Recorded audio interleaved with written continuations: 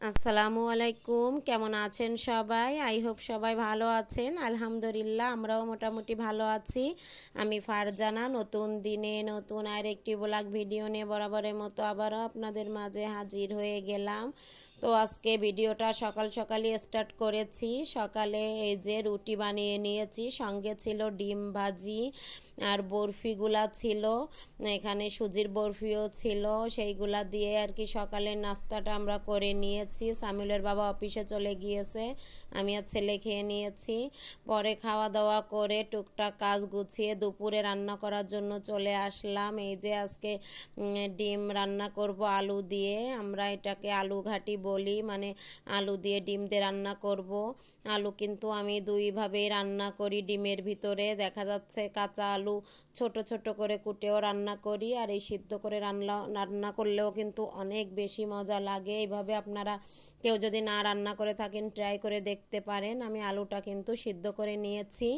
আর এই যে চুলায় একটা প্যান বসিয়ে তাতে তেল দিয়ে আমি লবণ, হলুদ আর মরিচের গুঁড়া দিয়ে দিয়েছি। এইভাবে ডিম ভাজি করলেও ডিমটা যদি মানে আস্ত সিদ্ধ করা ডিমটা ভেজে নেওয়া যায়, কালারটা দেখেন অনেকটাই সুন্দর আসে। দেওয়ার সঙ্গে সঙ্গে কিন্তু দ্রুতই আর কি ডিমটা ভাজা হয়ে যায় এই মশলাগুলা যদি আগে দিয়ে দেন। তো এতে দেখেন ডিমটা ছেড়ে দেওয়ার সঙ্গে সঙ্গে হলুদও হয়ে যাবে। আর এখানে হলুদ আর আমি মরিচের গুঁড়া দিয়ে দেওয়ার জন্য খুব সহজেই কিন্তু কালারটা চেঞ্জ হয়ে যাবে অল্প সময়ের মধ্যে আর কি। তো দেখেন এই যে কালারটা কিন্তু চেঞ্জ হওয়া শুরু করে দিয়েছে। এইভাবে ভাজলে দেখতে আমার কাছে ভালো লাগে, এই জন্য আমি এইভাবে ভেজে নিলাম। এখন আমি উঠিয়ে নিব। দেখেন কালারটা কিন্তু অনেক সুন্দর এসেছে এই মরিচের গুঁড়া দেওয়ার কারণে। তো এখন আমি এই যে উঠিয়ে নিব, নিয়ে আর কি সিদ্ধ করাই আলু দিয়েই আর কি আজকে ডিমটা রান্না করব। দেখা যাচ্ছে সময় কিন্তু শর্ট টাইমে আপনারা এই রান্নাটা করে নিতে পারেন, খুব বেশি সময় লাগে না। ডিম রান্নাটা আমার তো মনে হয় অনেক ইজি। যারা কখনো দেখা যাচ্ছে রান্না করেননি, অনেক আপুরা ভাইয়ারা আছে ব্যাচেলর, দেখা যাচ্ছে রান্না অনেকেই পারে না, তো এই ঝটপট কিন্তু এই রান্নাটা আপনারা করে নিতে পারেন। খুব বেশি সময়ও লাগে না, অল্প কিছু উপকরণ দিয়েই কিন্তু রান্না করা যায়। খালি দেখা যাচ্ছে আলুটা দিয়ে অনেক সময় খেতে ইচ্ছা করে না। তো এইভাবে আলু দিয়ে যদি ডিমটা রান্না করে নেন অনেক মজা লাগে, অবশ্যই ট্রাই করে দেখতে পারেন। আর যারা না খেয়েছেন এইভাবে কিন্তু একবার রান্না করে খেয়ে দেখতে পারেন, আমার আপুরা অনেক ভালো লাগবে। তো এই যে ওই একই তেলের ভিতরে আমি পেঁয়াজ মরিচ দিয়ে নিয়েছি। শুকনো মরিচের গুঁড়া খুব বেশি দিব না, এই জন্য কাঁচা মরিচটা বেশি দিয়ে দিয়েছি। দিয়ে যে ভালোভাবে নেড়ে চেড়ে আমি দারচিনি এলাচ তেজপাতাও কিন্তু ভেজে নিয়েছিলাম একটু তেলের ভিতর দিয়ে। পরে ভালোভাবে মশলাটা কষিয়ে আমি সেই আলু রেখেছিলাম, এই আলুটা দিয়ে দিব। আলুটা কিন্তু আমি একেবারেই ম্যাশ করে ফেলিনি, একটু এইভাবে আস্ত রাখতে হবে, তাহলে খেতে কিন্তু আরও বেশি মজা লাগে। তো আপনারা এইভাবে অবশ্যই ট্রাই করবেন কেউ যদি না খেয়ে থাকেন, তো রান্না করলে অনেক মজা লাগে। তো আমি ভালোভাবে কিন্তু কষিয়ে নিব মশলার সঙ্গে আলুটা। যখন তেলটা উপরে উঠে আসবে ভালোভাবে কষানো হয়ে যাবে, দেখেন এই অবস্থাতে পরে আমি পানি দিয়ে দিব অল্প করে ঝোলের জন্য। তো রান্না কিন্তু খুব বেশি সময় লাগে না, দেখেন খুব সহজেই ইজিলি কিন্তু রান্নাটা হয়ে গেল করা। তো এই যে এখন পানি দিয়ে দিয়েছি, এবার বলক আসলে আমি ডিমগুলা দিয়ে দিব, দিয়ে ঝোলটা কমিয়ে রান্না করে নিব। খুবই কিন্তু ইজি রান্নাটা, যারা কখনো রান্না করেননি তারা এইভাবে দেখলেই কিন্তু রান্নাটা করে নিতে পারবেন ইজিভাবে। তো এই যে ডিমগুলা দিয়ে দিচ্ছিলাম, দিয়ে আমি এখন ভালোভাবে নেড়ে চেড়ে ঝোলটা কমে আসলে নামিয়ে নিব। তো কেমন লাগলো আমার ডিম রান্নাটা অবশ্যই কমেন্টে জানাবেন।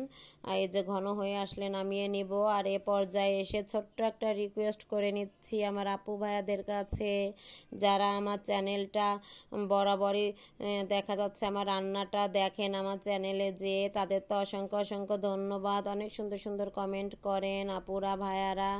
আর যারা প্রথম দেখছেন, প্রথম ভিজিট করেছেন, আমার ভিডিওটা প্রথম দেখছেন, তাদের কাছে একটা অনুরোধ অনুরোধ রইবে যে আপনারা দেখার শুরুতেই ছোট্ট একটা লাইক দিয়ে ভিডিওটা কন্টিনিউ করবেন। আর যদি কোথাও কোনো অংশ আমার ভিডিওটা ভালো লেগে যায় ছোট্ট একটা লাইক দিয়ে তো কন্টিনিউ করবেন, আর সাবস্ক্রাইব করে পাশে থেকে যেতে পারেন। কালারটা কেমন হয়েছে মাশাল্লাহ, দেখেন অনেক সুন্দর হয়েছিল।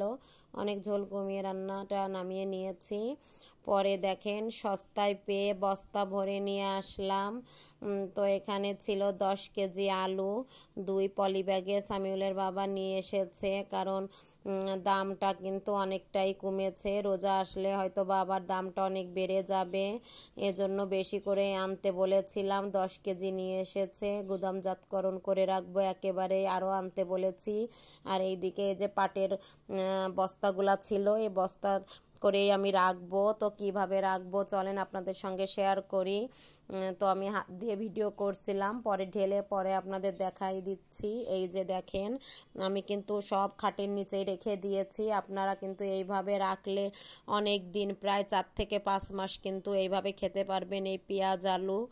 কেন বলছি এইভাবে, কারণ সারা জীবন আমার আম্মুকে দেখেছি পেঁয়াজ রসুন তারপরে আলু এইভাবে আমাদের একটা স্টোর রুম ছিল, সারা বছরই এইভাবে রেখে দিত আমার আম্মু। এতে কিন্তু আপনার পেঁয়াজ আলু রসুন একটাও নষ্ট হবে না। আপনারা ট্রাই করে দেখতে পারেন, আমিও বরাবরই রাখি। আপনি নির্দ্বিধায় আপনি 4 থেকে 5 মাস এইভাবে খেতে পারবেন, ভালো থাকবে। শুধু একটু খাওয়ার সময় বেছে বেছে নিয়ে যাবেন, খেয়াল করবেন যে কোনো পেঁয়াজ বা আলু নষ্ট হওয়ার দিকে যাচ্ছে কি না, একটু দেখবেন যে কেমন হয়ে এসেছে, সেইগুলো একটু উঠিয়ে ফেলবেন, রান্না করে ফেলবেন নিয়ে যে।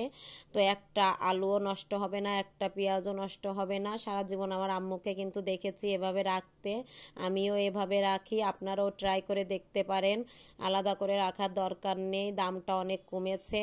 এজন্য সামিউলের বাবাকে বলে আমি অনেকটাই নিয়ে এসেছি, আরও আনতে বলেছি। সামিউলের বাবা তো আমাকে বলছে তুমি কি গোডাউন খুলে নিয়েছো নাকি, আর এখানে কি তুমি আলুর বিছানা তৈরি করবা, আলু পেঁয়াজের বিছানা খাটের নিচেই, এরকম করে বলছিল। কারণ আমার তো জানেনি আলুটা বেশি লাগে, ছেলে আর আমি অনেক পছন্দ করি, কিন্তু সামিউলের বাবা মোটেই পছন্দ করে না।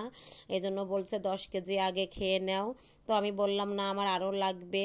তো ইনশাল্লাহ মনে হয় রোজায় আমার হয়ে যাবে 10 কেজি আলু, কারণ আমার তো সব তরকারিতেই দিতে হয়। আবার ছোলা বুট আলুর চপ এইগুলোতেও লাগবে রোজার সময়, আরও আনতে বলেছি। এই জন্যই সামিলের বাবা এই কথা বলছিল যে আলু পেঁয়াজের বিছানা তৈরি করবা। তো এই যে 10 কেজি সব এনে রেখেছি, পেঁয়াজও 10 কেজি আলুও 10 কেজি। আপনারা এইভাবে কিন্তু ফ্রোজেন করে রাখতে পারেন, মানে এইভাবে গুদামজাতকরণ করে রাখতে পারেন, অনেক দিন যাবে।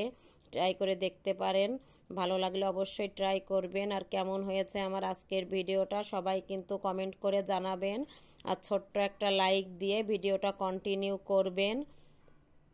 দেখেন আমি খাটের নিচে পুরো 4টা সালা বিছিয়ে কিন্তু রেখে দিয়েছি। আপনারাও এইভাবে ট্রাই করবেন, ট্রাই করে দেখতে